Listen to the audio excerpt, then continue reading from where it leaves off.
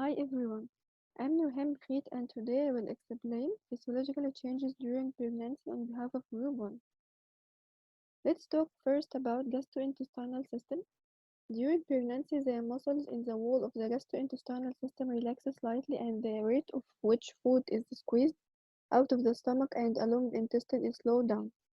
As the uterus enlarges, it rises up and out of the pelvic cavity. This action displaces the stomach, intestine, and other adjacent organs. Progesterone causes relaxation of the lower esophageal sphincter, decreased gastric motility which may cause constipation, increased reflux, and may cause heartburn. Then we will talk about renal system. The kidneys are central players in the involving hormonal change of pregnancy. The glomerular filtration rate is increased during pregnancy because of increased renal plasma flow. Rise in the filtration rate decreased plasma blood urea, nitrogen, and creatinine concentration by about 40 to 50%. Tubular reabsorption of sodium is increased. However, glucose and amino acids may not be absorbed as efficiently.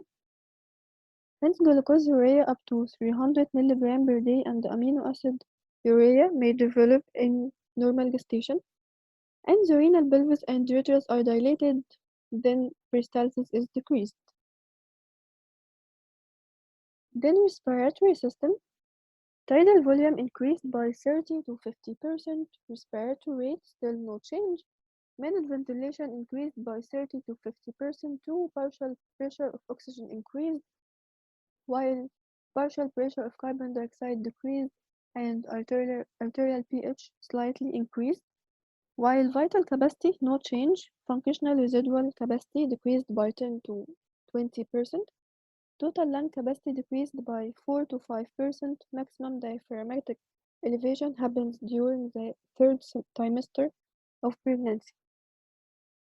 We will talk about endocrine change during pregnancy. Free thyroxine and triiodothyroxine levels unchanged. Total T4 and T3 levels increase secondary to increased levels of thyroid-binding globulin induced by estrogen. This elevation begins as early as 6 weeks and ends at 18 weeks of pregnancy. Thyroid-stimulating hormone decreases in the first half of pregnancy and returns to normal in the second half of gestation.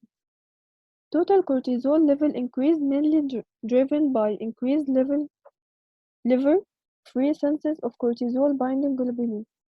Free serum cortisol increased by 30% in pregnancy. Elevated levels of human placental lactogen, progesterone, estrogen, and cortisol. Pregnancy is associated with higher glucose levels following carbohydrate load. Maternal serum levels of leptin increases during pregnancy and peak during the second trimester. Leptin in pregnancy is also produced by the placenta. Then we will talk about hematology system. Maternal blood volume increases during pregnancy, and this involves an increase in plasma volume as well as red blood cells and white blood cells volumes too. The plasma volume increased by 40 to 50%, where the red blood cells volume increased by only 15 to 20%, which causes a physiological anemia of pregnancy. And because of hemodilution, blood viscosity decreased by approximately 20%. The most likely hypothesis attributes the increase of an underfill state caused by initial vasodilatation, which stimulates hormones such as renin, angiotensin, and aldosterone to cause fluid retention. Increased blood volume and enhanced coagulation serve several important functions. Number one, the increased circulatory needs of the enlarged uterus and growing fetus. Number two, the female is protected from bleeding at the time of delivery. Then we will talk about cardiovascular changes during pregnancy. Cardiac output increased by 30 to 40% during pregnancy, and the maximum increase is attained around 24-week gestation. The increase in heart rate occurs first by the end of the first month of pregnancy and ends at increase 10 to 15 beats per minute by 28 to 32 weeks of pregnancy.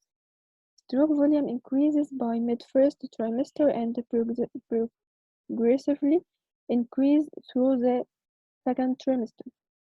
Filling pressures don't change despite the change cardiac dimension due to myocardial remodeling during gestation. Systemic vascular resistance is decreased approximately by 20% and blood pressure never increases in normal pregnancy. We have summary for changes in pregnancy. First, about blood chemistry. Increased number of blood cells, increased clotting factors, increased fibrinolytic activity, iron deficiency, and anemia. Cardiovascular system, tachycardia, increased cardiac output and heart rate, increased stroke volume, and respiratory system, displacement of diaphragm, decreased decreased functional reverse capacity, increase the risk of apnea and dyspnea, and hyperventilation. Then gastrointestinal system, nausea and vomiting, heartburn and acidity. Then finally general changes like mood change and behavioral change and increase in nutritional demands. And thank you.